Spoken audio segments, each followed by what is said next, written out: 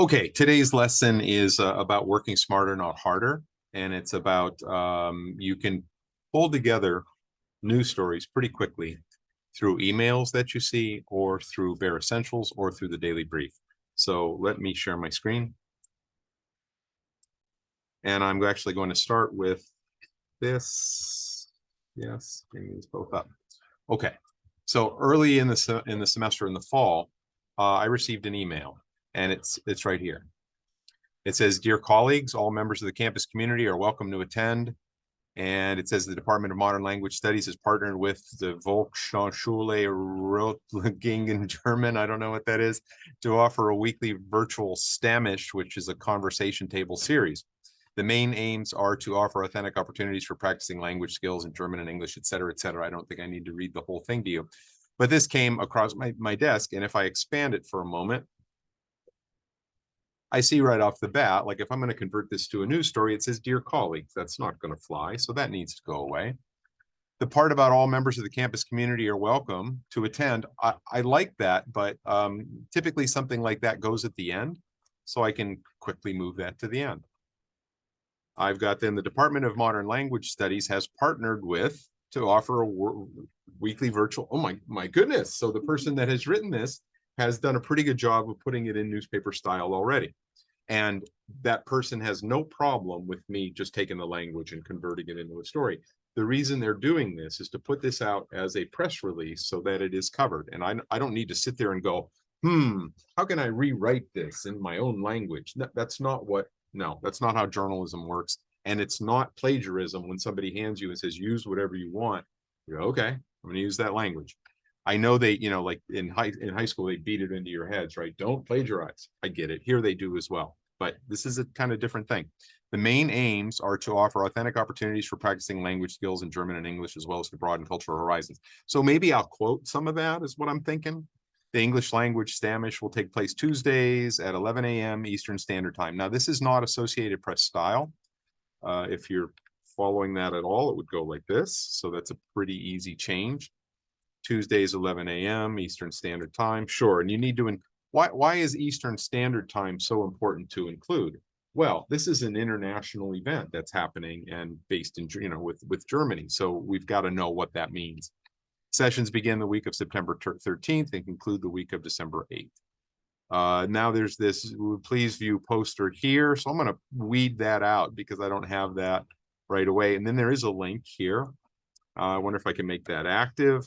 I probably will want to embed that, is what I'm thinking. So stick with me on that.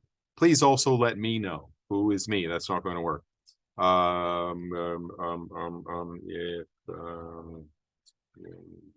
If it is interested in facilitating a session, contact Dr. Lynn Butch. I'm not going to do all that manual typing right now.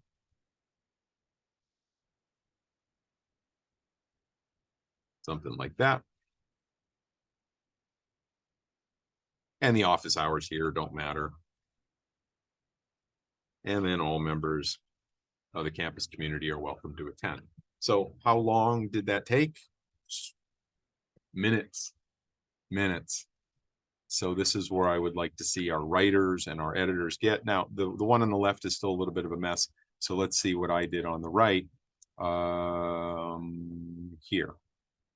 Department of Modern Language Studies partners with German Education Association, conversation series. Oh, that was my subhead. Yeah, now I'm remembering it now.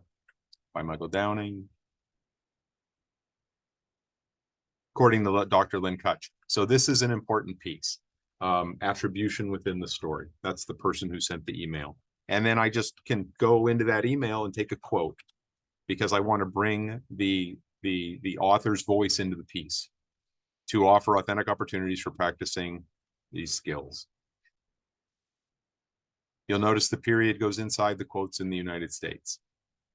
It will take place on Tuesdays at 11 a.m. I already made the change here. So this is English and German. So I made the distinctions between the two there. That keeps popping up. Also, in the world of journalism, short paragraphs are okay. So I could even do this. And then I have this link. And I'm wondering what I did with that link. And you see that my instincts are the same throughout. So that's that. And let's go to the Keystone website and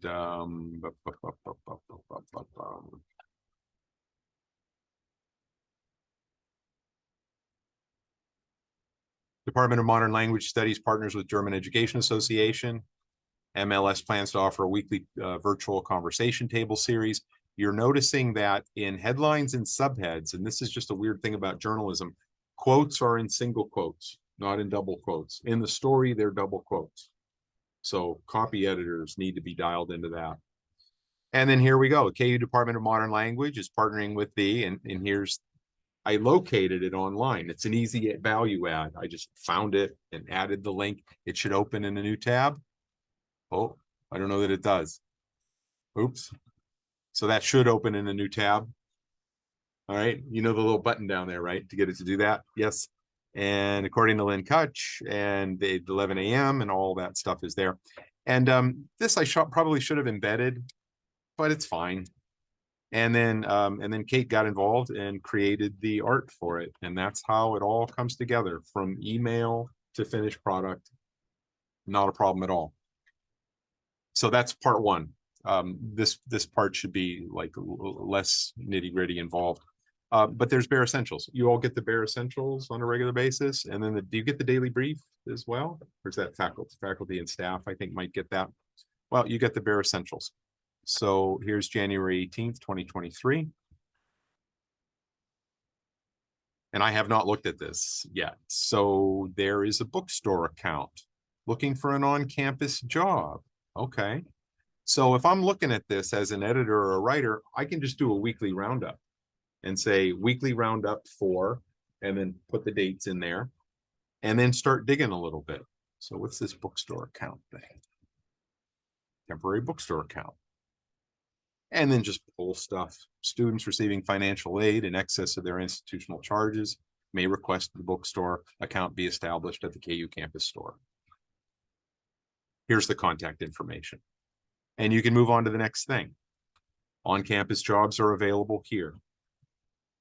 Events, wrestling. See, so you're basically recreating what is here by attempting to add a little bit more value to it and drilling down a little bit more, providing contact information, putting it together into a synopsis, and then republishing it on our website. Okay, I'm going to stop the share. I think I've made my points on that. So if there are questions, let me know. Thanks.